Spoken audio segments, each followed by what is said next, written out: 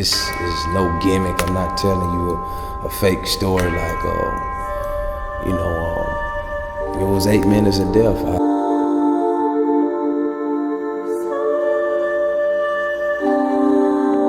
I clocked out for 8 minutes and I came back.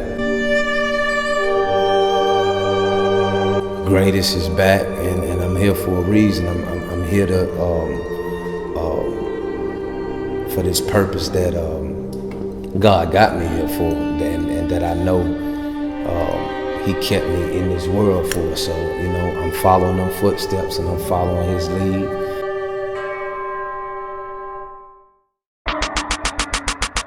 Trust nobody at all, put faith in these niggas, they leave you with scars.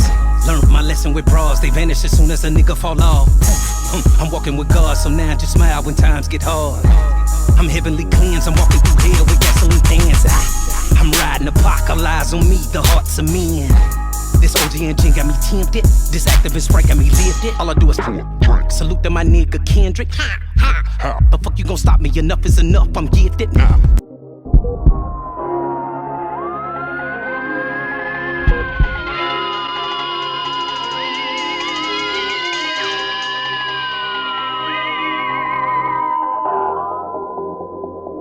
8 minutes of death.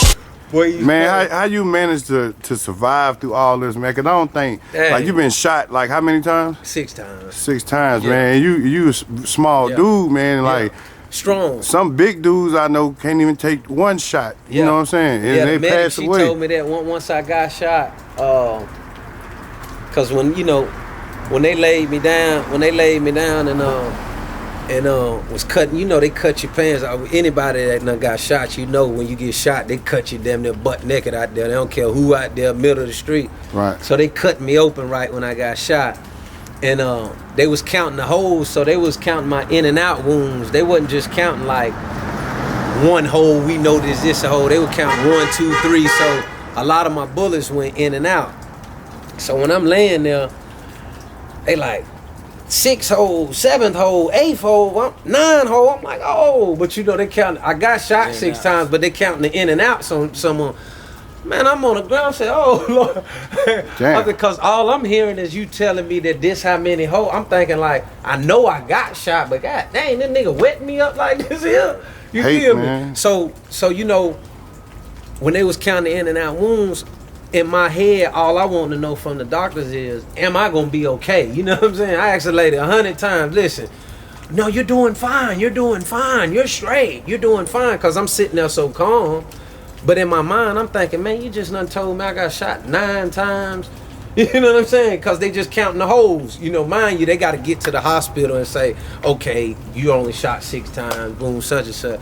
Man, I'm sitting there, I asked the lady so much time, she had to shake me. She said, man, listen, I seen guys come in here so big that was crying, get shot 1 time, in the ass shot. This what she telling me, word of my mom, this what she telling me. Guys get shot. I'm talking about they going crazy, you know what I'm saying? She said, you handling this well, but I kept wanting to know, am I gonna be straight? She had to shake me and say, listen, if I put you back here and tell you gonna live, you gonna live. Oh, yeah. That made me feel, you know what I'm saying? Cause I got on the way to the hospital, my mouth getting dry, I'm losing so much blood, holes everywhere. You feel me? I dig you say loyalty when you tell me nothing but lies. Take a look in my eyes, what do you see? Your future so clear. It's gotta be something, wake up motherfuckers, I'm still here. I'm here for a purpose, 8 minutes of death and I'm still getting shelled. The devil don't like me, that's why I still ride my fucking coattail. Keep them sweats on my circle, backstab me again, I promise I'll murk you. I spit like a Uzi, I'm rolling 2 doobies, getting head and some cooties. That's what's up, man. Yep. Sway in the morning, man. Oh yeah, most I got a chance to see you murder Sway in the morning, man. You are now entering the 5 fingers of death. DJ Wonder plays 5 unique beats meant to test your lyrical stamina. I saw the look in his eyes. This guy is crazy. Many have tried. I'm the best. This is just another chance for me to prove it. But many have failed. Some hip-hop. It's the 5 fingers of death. The one-shot champion. Yeah. BT one-shot champion. Numeral 3, huh? Yeah. Shade 4-5. It's been an invasion. Welcome, Charlotte, to the 5 we fingers of death. Lavender Perp. That's fruity smoke, Baghdad high, Siamese eyes, incense fresh, new Levi's, NWAs, bunch of mean guys, artillery, James Bond tools, Blues Clues diamonds, serious Jews, and I got them where you get them from, shoes. I'm in Louis, I got her and Jimmy Choo shoes, got them going nuts, all cashews. I'm here now, rap niggas past due. I am so on time like a curfew. Hello, hip-hop, I'm here to rebirth you, and I'm only doing what I'm supposed to. It's about me now, I heard you and heard you. Talk me now, they old news.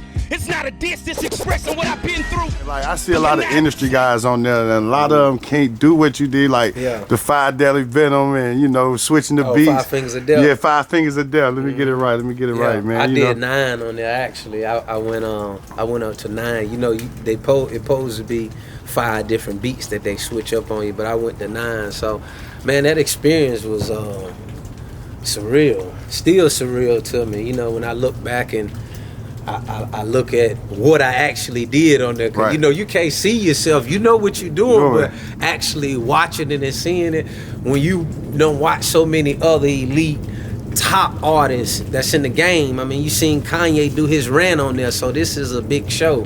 And that's why I be talking about the accomplishments of, you know, Charlotte is big. You know what I'm saying? Those are big opportunities, those big platforms that, you know, I've been on, man. These rappers is booty, you tell them I said it, lyrically speaking. I bury the ass to shatter they fruit, careers in some pieces. I'm tossing and turning, no sleep for me, I'm haunted by demons.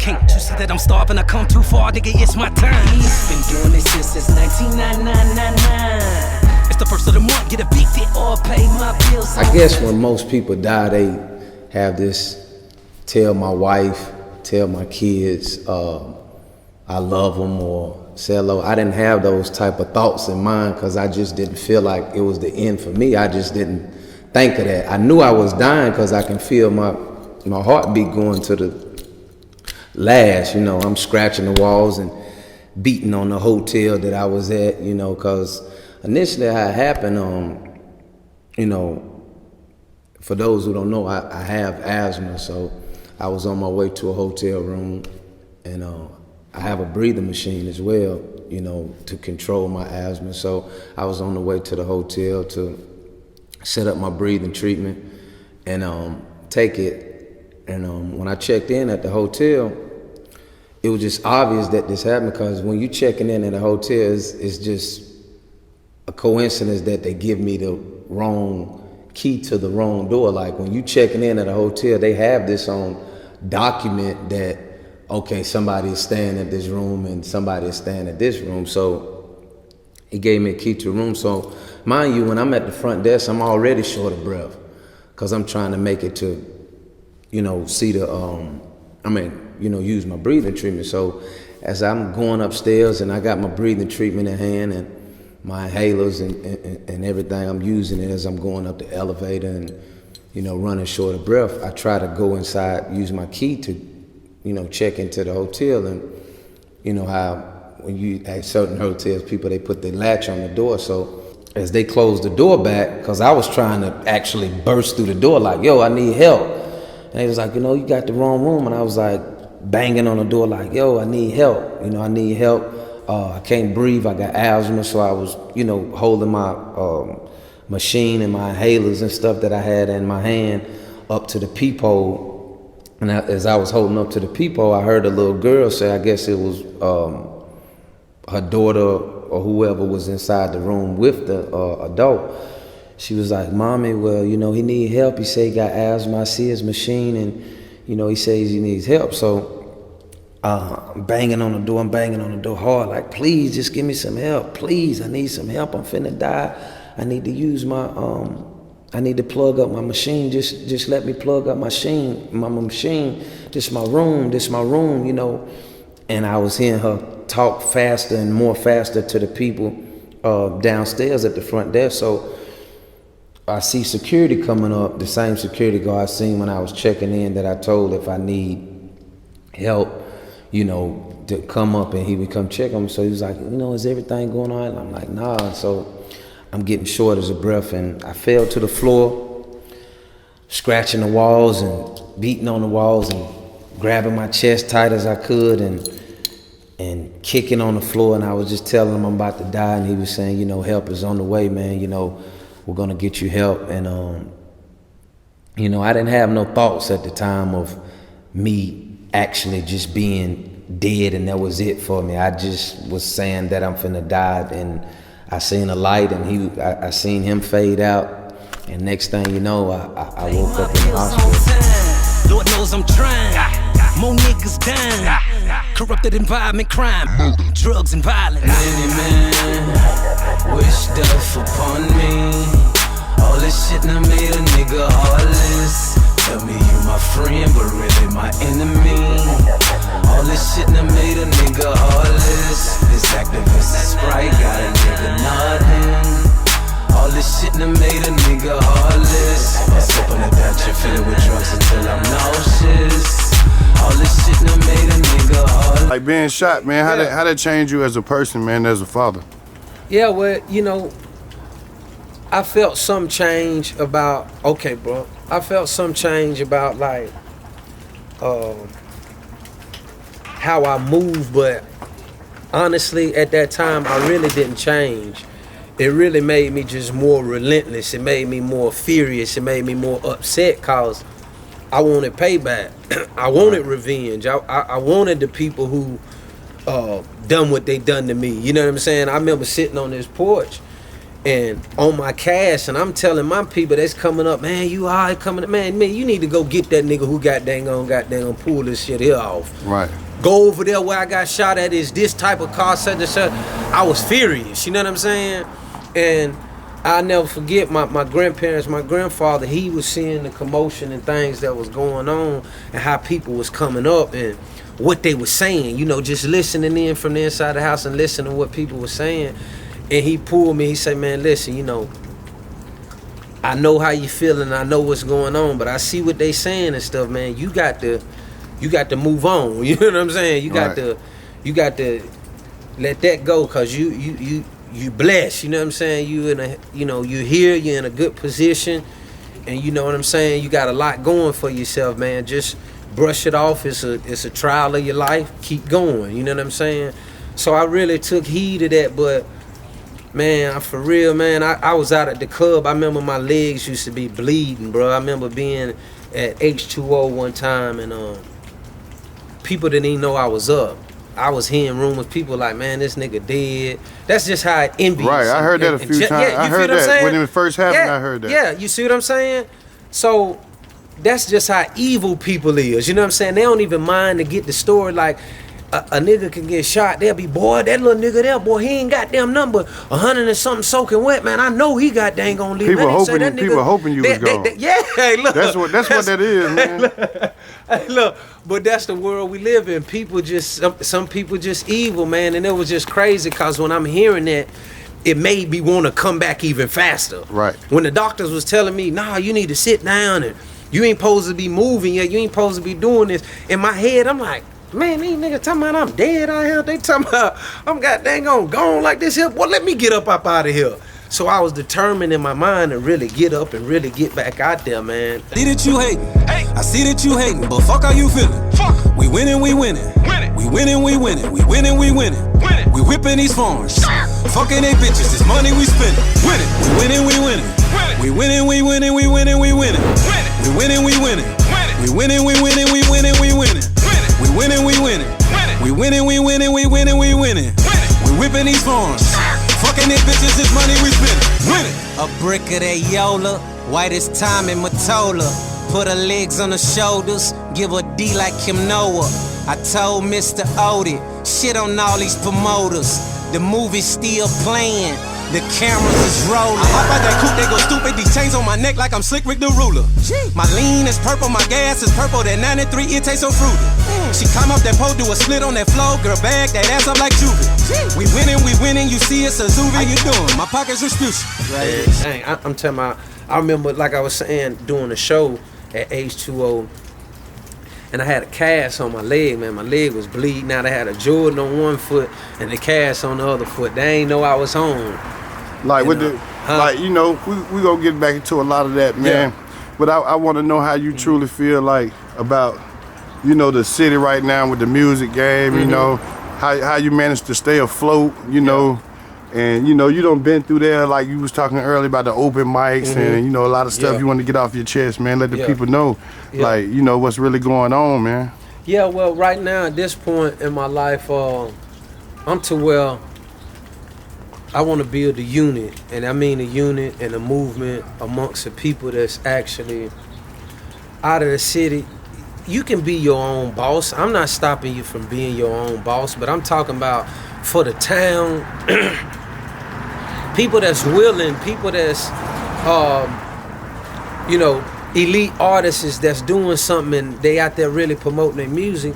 We need to somehow form a unit to where we're together, so when these other people that's coming from other towns, they know like, okay, these the cats that's down here moving, because right now that ain't identified. Right. I don't care how you put it and how you look at it, it's a whole bunch of L's. It's a whole, ain't a lot of W's, trust me. You know, we just keep taking L's on, and I'm gonna be honest, you know what I'm saying? I love my city to death, and I'm gonna do whatever it takes for me to support it in the correct way. You feel what I'm saying? Like far as setting example, doing stuff. So what I would say that we missing is, you know, just unity amongst each other, just a movement, you know what I'm saying? Some cats that's really trying to just really push each other through the door, man. So that's why I'm at with it. So I'm getting back to that old grind. I'm trying to shoot videos every day if I can, and I'm gonna just show them like I always do. I consecutively done this my whole career. Right. It's like every time you put your hands on something, it just takes straight off. You may see me gone for a minute. You might be like, boy, where he at? Boy, I know he coming back. But if you know me, you know I'm coming back. You know I'm coming back, all the way back. 10 times harder, 3 times for life. I'm always coming back on any type of scale. I don't care what I done been through. Follow me. Go look back. Go study it. Go look at my journey. Go, anybody that know me, they gonna hear it, they gonna see it, they gonna say, damn. You know what I'm saying? That nigga have been doing it a long time. Yeah, you lose some, you win some, but you know, I always come back. That's the blessing. That's the character. You always come back better than you done it before the last time. You learn from that and keep on going. Like through this journey you've been on, man, like, you know, a lot of people that you seen coming up, you know, are they still around, or, you know, or just new team, or, you know? Well, you know, this round here, man, it's God, family, and real friends only. You know what I'm saying? You know, you have to grow up and you have to see a lot of things for what they is. A lot of people that's, you know, just around in your life, and, you know, you just have to execute yourself different when you go through different triangles. So, you know, that's why I say, man, it's about God, family, and my real friends, my real supporters and fans. That's all it's about. The rest of that shit, I'm over a lot of shit. So, you know, if it ain't about that, and, you know, somebody spreads some great energy and being positive, I ain't even with it. You know what I'm saying? Straight up.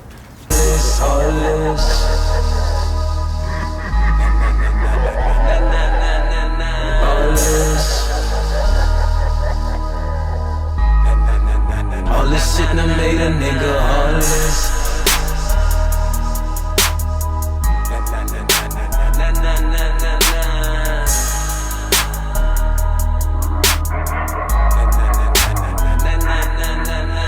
Yeah, album snaps and stuff like that. Come out for them, bro. Yeah, 55 years strong. That's a long time in North Charlotte. Yeah, burnt down and built back up, right, Mom? Yeah, same color though. Well, been painted about 3 times. All of my 32 years, I known it to be yellow and black. So my 32, before then, it might have been something else. It's been 55, so. When I bought it was white. Yeah. All over white and nothing. I said, I don't want that white house. So we painted it brown and brown, beige looking black. Then after we had to buy, I told him, no, paint another color. Yeah. That's when you got the black and orange stuff like that. Yeah. Yeah, my husband put, everybody would come back, they like that banner. Yeah. You know, because it don't look like the antique banner, so they put it. So he put that up, he said, every bit of it. All them balances. Yep. I was telling them about them hedges. The hedges was little old tiny things, like little tiny hedges. Yeah. Everybody comes and say, where you get them big old hedges from? I said, over the year, they on the road. You got it, man? Yeah, I can't wait. Willie done took out my pocketbook. Yeah. Yeah. Man, I remember the night when I got the call. Rod called me roughly around 12:30 or so. 1 o'clock he got to my house. I'm kind of like surprised to hear that Dub is actually in the hospital. I just saw him a few hours earlier with my brother. So then here we go, rushing to the hospital. I don't even really know what I'm gonna really see. So the moment when I walk in the room, me and Rod walk into the room, well, here's Dub. He's actually laying there in the bed. And man, I mean, just to look at it, he had oxygen tanks and everything. The doctors were talking in this corner about, how much oxygen needs to get to his lungs. I'm looking at him. I'm watching the tube in his mouth. And the tube is feeding back the fluid back into everything. The machine is working his chest. I realized that. Then I know that this is a real situation. Well, actually, my phone was turned off at the time when the actual incident happened. And when I got to the hospital, it was looking a lot better. No, I'm getting calls. I got another call, and they said, it was his breathing. So I'm not really knowing at this point how serious the situation is. Because I know it's serious because previous I was with him when I had to rush him to the hospital before, and I know how it was when he was fighting for his life that night.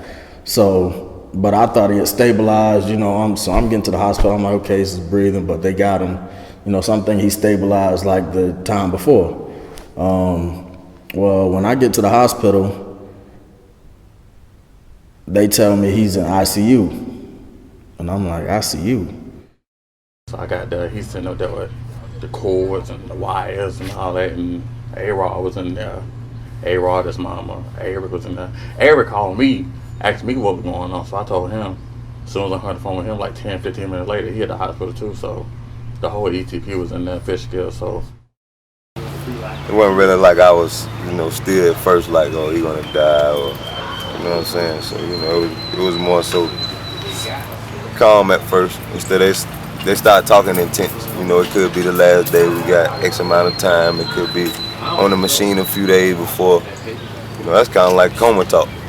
People don't come back from coma. A lot of people don't make it back from that. So, man, I just remember standing there thinking like, man, this can't be it. Everything that we fought for, everything that we're trying to do right now. I mean, is this gonna really be it? Is this gonna be him right here and no longer with us? I didn't really know how to take that. So, me and Teak and Rod, we stood there. We looked at the situation going, man, everybody's trying to be optimistic, but then the doctor comes over to us and he says, well, this is dead serious. 1 out of every 10 make it in this. Well, unbeknownst to me, I ended up going outside.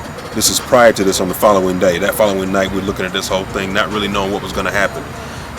My brother had gotten shot himself, and it was a little prayer that I prayed, and I got to put this out there. I just said, Lord, I bring him before you. This is it. He living, y'all. This is a true story. I mean, this man was awake the next day when I walked in the room, and they were telling me that night that they didn't even know if they could even stabilize him, and he may be sedated for a few days. I mean, so this is the situation. So they went on to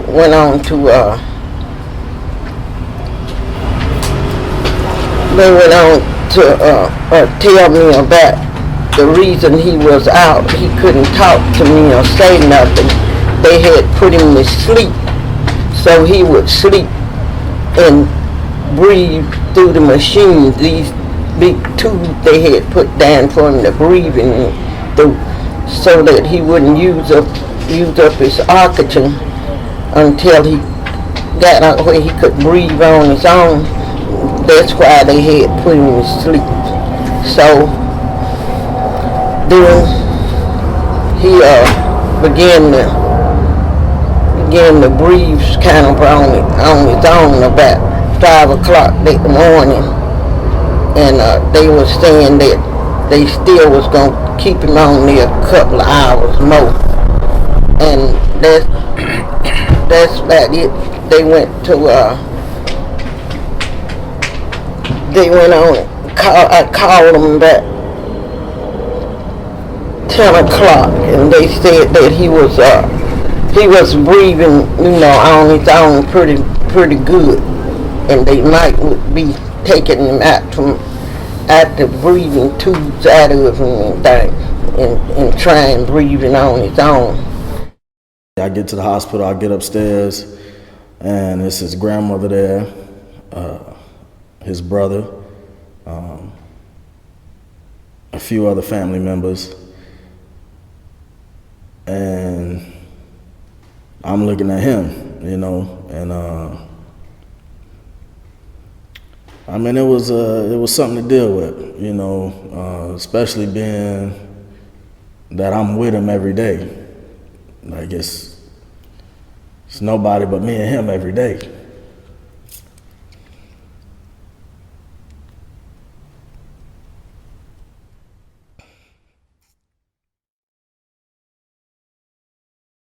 And I figured, had I been there, this wouldn't have happened, because I'm looking at him, he's unresponsive. They got tubes everywhere.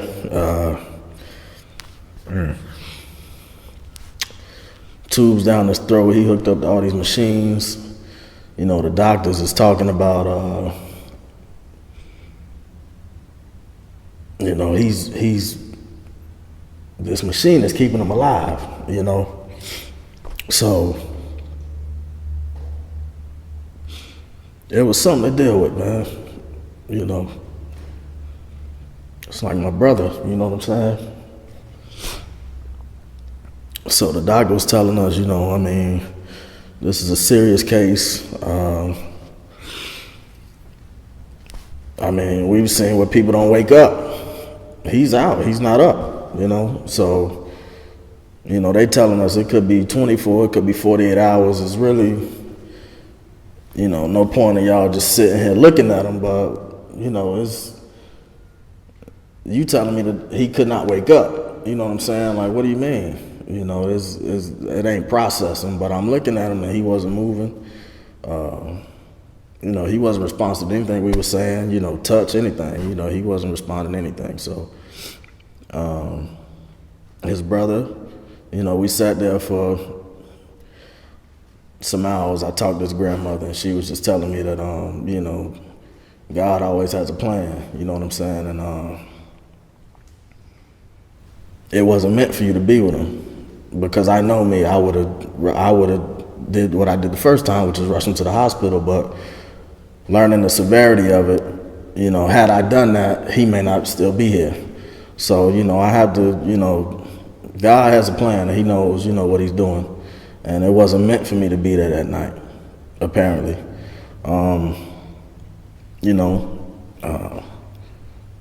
Talked to his brother and, he said he was gonna come back and, I'm thinking 48 hours, but I'm knowing, okay, well, I'm just gonna come back tomorrow, in the morning. And before I could get back, I got a call and he was like, Dub is, he's up. So that's when shoot back over there and, he was getting the strength back and I knew he was gonna be all right. I knew some changes had to definitely happen. But I knew he was gonna be all right. At that point, everybody kind of had an off. It's like a critical situation. You know what I'm saying? Everybody looking at each other kind of. You know what I mean? 'Cause, our family like that. We kind of tight knit.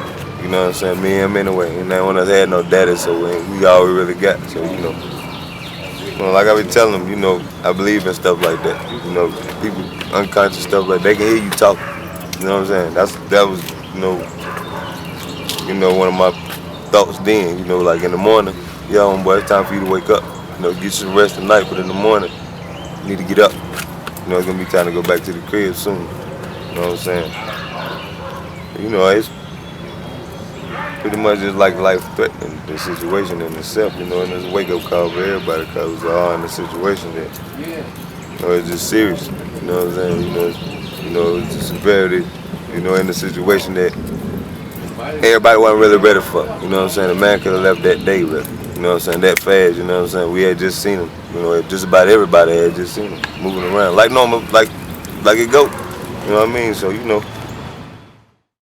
When I got there was like, the doctors and stuff said that he was pronounced dead for like 8 minutes. So I'm like, hey, okay, well, this shit really is serious. So the first thing people start saying, well, you gotta take care of yourself, man. You gotta stop smoking and this and that. And so while we in the hospital the whole time, all he doing is telling the nurses, like, I gotta go to the studio. Like, I want to leave tonight so I can go record these songs or whatever. So they was, nah, you gotta stay. We gotta monitor you for 24 hours and stuff like that. So I seen that, and he was a little disappointed about that because he had songs he wanted to record and whatnot. So, but the whole time, I was just thinking like, damn, like we lost this nigga, you know what I'm saying? So I had Cash P up on the phone. He texting me back like, yeah, man, it would have hurt us if we would lost him, and I love y'all niggas and shit like that. So I mean, I think that was like a wake up call for everybody. Like this shit serious as a motherfucker. So. And after I went over there after about 2 o'clock, when I got over there Sunday afternoon, they was telling him that he had done made so much progress and things. And that's the reason why they are fixing to admit him to a room, a private room. Because he was in isolation all this time he had been in there. So they put him in a room of his own. And she actually was the first person that I felt, you know, holding my hand when I actually woke up off the hospital bed. Yeah. She was the first one that I seen my brother first, and she was the first person that held my hand, who I was able to actually reenact with when I woke up off the bed. So, you know, I know it was her prayers and, you know, her spirit and stuff will help me, you know, rise up as well. Shit, he in the hospital bed singing and rapping and shit. So after he started singing, I'm like, all right, this nigga straight. You know what I'm saying? But yeah, it was a lot of shit. Like as soon as we put like pray for SW on Facebook and Twitter, like our phones would not stop ringing. Like text messages, Facebooks, tweets. People I ain't heard from in like a year calling, what's going on with Too Sweet? Or what happened to Doug? Like what's going on? Like girls asking crazy shit. Like did he get shot? Like did somebody shoot him? Like nah, he didn't get shot, but you know what I'm saying? Can we come see him? Like I want to come see him. Do he need anything? And like do he need food, drinks, and all that? So I'm like, yeah, you can come see him. People run drinks, fruit, flowers, cards, balloons, all that shit. Like it was crazy as fuck. Like the whole day we all in the hospital, our phones plugged up charging because it was just going dead from like tweets, Facebook. Like I had over 200 comments, 500 likes. It was just going crazy in there, you know what I'm saying? It's a deep situation. It really been, you know, the most asthma attack or, you know, at the same time, that's a real disease. You know what I'm saying? It ain't, you know, that you play with it because it's a real disease. People die from it all the time. You know what I'm saying? Asthma, bronchitis. You know, it sounds simple. You know, a lot of people, like he said, you know, like, you know, one in a few people would have made it through that situation. You know what I'm saying? So, you know, we start counting around the room to how many people in here, and, you know, some of us could be going off the same situation, the numbers in it. And, you know, this is a real situation. So, when I woke up, the same light that I saw before I faded out was the same light that I saw when I woke up. And my brother was the first one that I saw. So I had to stand and look around for a minute, like to say, you know, okay, I noticed my brother. He didn't die with me. I know, like, I'm thinking, like, I know he ain't dead too. And then I see, you know, the doctors around. But, you know, as I blank out, I'm still confused at this point. So, you know, my brother look at me like, you all right? You good?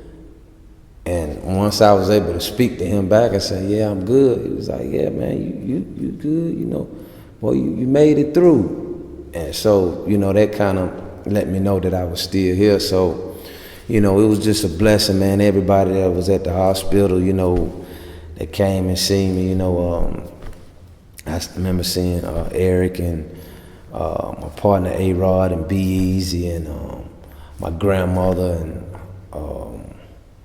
my brother. He was with his people, and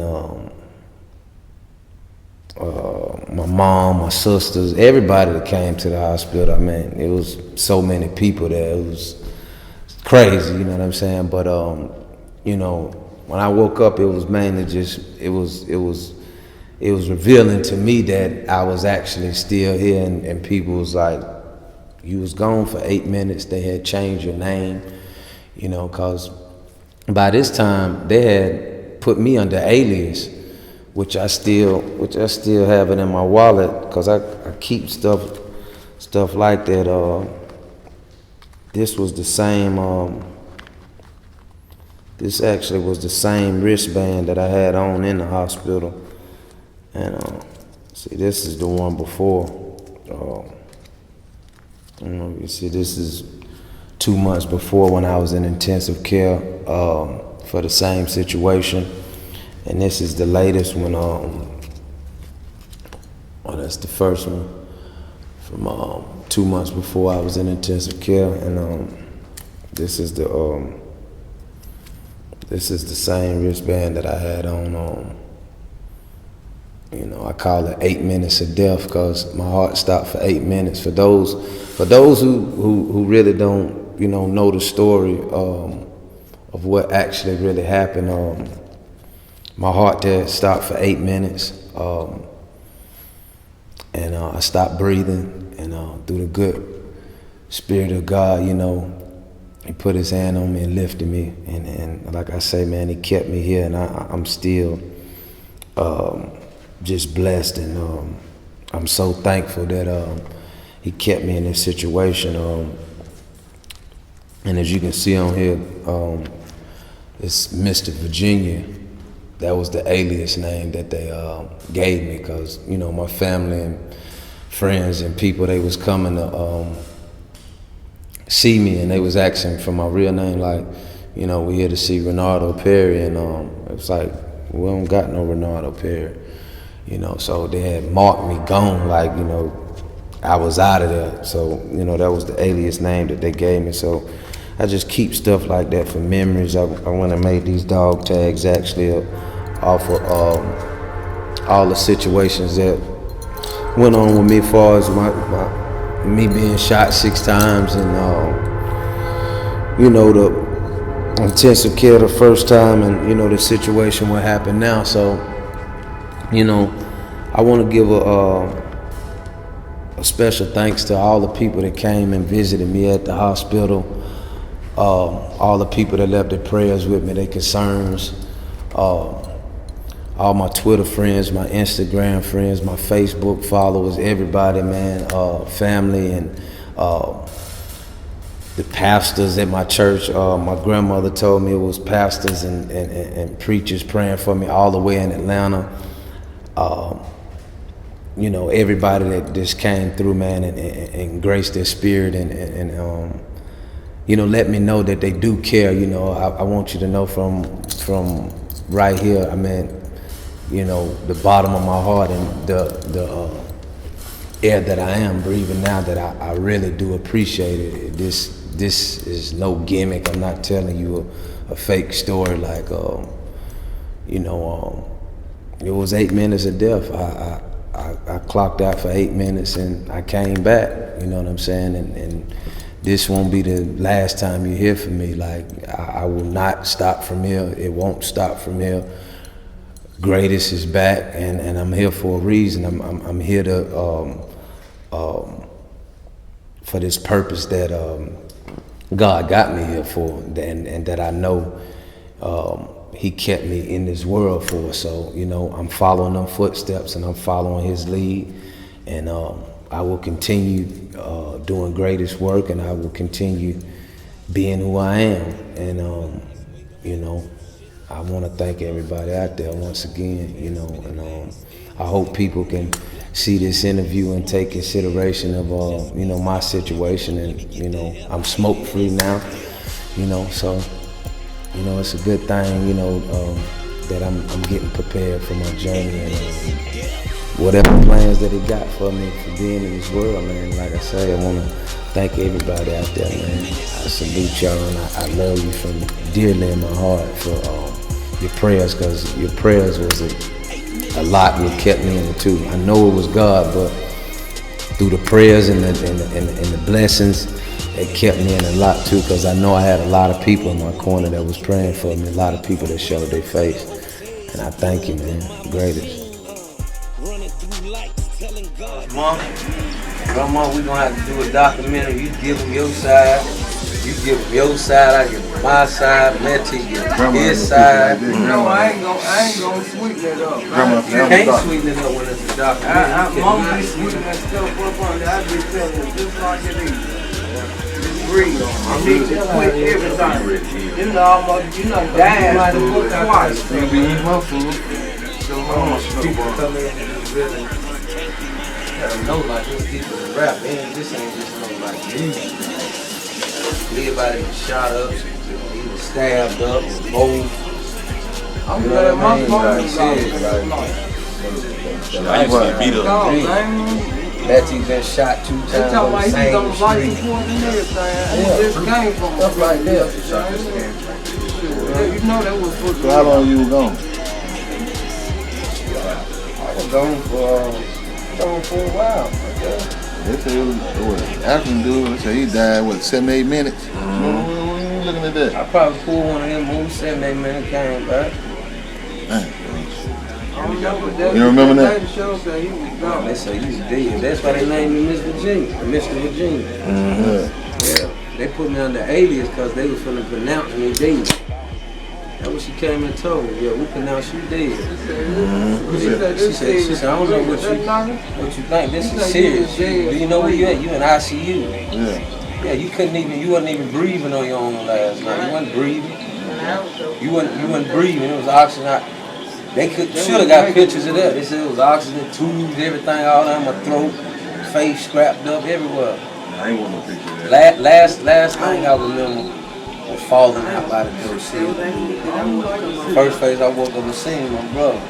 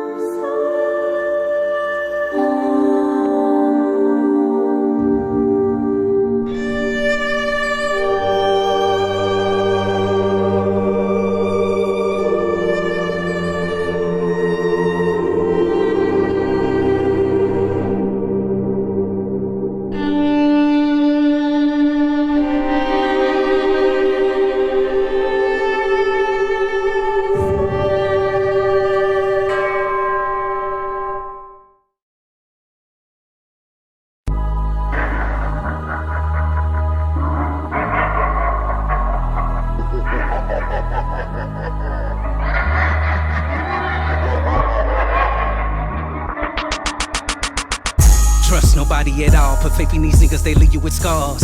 Learned my lesson with bras, they vanish as soon as a nigga fall off. I'm walking with God, so now just smile when times get hard. I'm heavenly cleansed, I'm walking through hell with gasoline cans. I'm riding apocalypse on me, the hearts of men. This OG engine got me tempted, this activist right got me lifted. All I do is salute to my nigga Kendrick. But fuck you gon' stop me, enough is enough, I'm gifted. I need medical blood, bust open the Dutch, let me feel it. I'm still wanting revenge for 6 bullets that they put in me. Stop. I'm in Nike Cortez, khaki 2 braids, look like I'm from Compton. No, a nigga from Charlotte, where young niggas be robbing. I carry a 44 bull, like I was some kin to Rodman. No high school diploma, degree from college. But no, the difference between what's right and when I'm hearing some nonsense.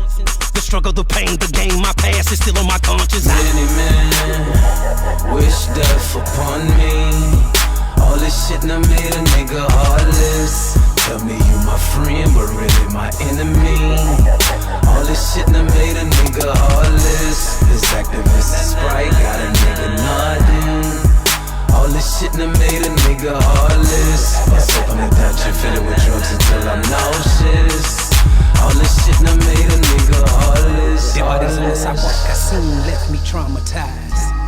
day you say loyalty when you tell me nothing but lies. Take a look in my eyes, what do you see? Your future so clear. It's gotta be something, wake up motherfuckers, I'm still here. I'm here for a purpose, a menace and death, and I'm still getting shelled. The devil don't like me, that's why he still ride my fucking coattail. Keep them sweats on my circle, backstab me again, I promise I'll murk you. I spit like a Uzi, I'm rolling 2 doobies, getting head and some cooties. These rappers is booty, you tell them I said it, lyrically speaking. I bury the ass to shatter they fruit, careers in some pieces. I'm tossing and turning, no sleep for me, I'm haunted by demons. Can't you see that I'm starving, I come too far, nigga, it's my turn. Been doing this since 1999. It's the first of the month, get evicted or pay my bills on time. Lord knows I'm trying, more niggas dying. Corrupted environment, crime, drugs and violence. Many men wish death upon me. All this shit done made a nigga heartless. Tell me you my friend, but really my enemy. All this shit done made a nigga heartless. This activist is Sprite got a nigga nodding. All this shit done made a nigga heartless. I sip on the Dutch and fill it with drugs until I'm nauseous. All this shit done made a nigga heartless.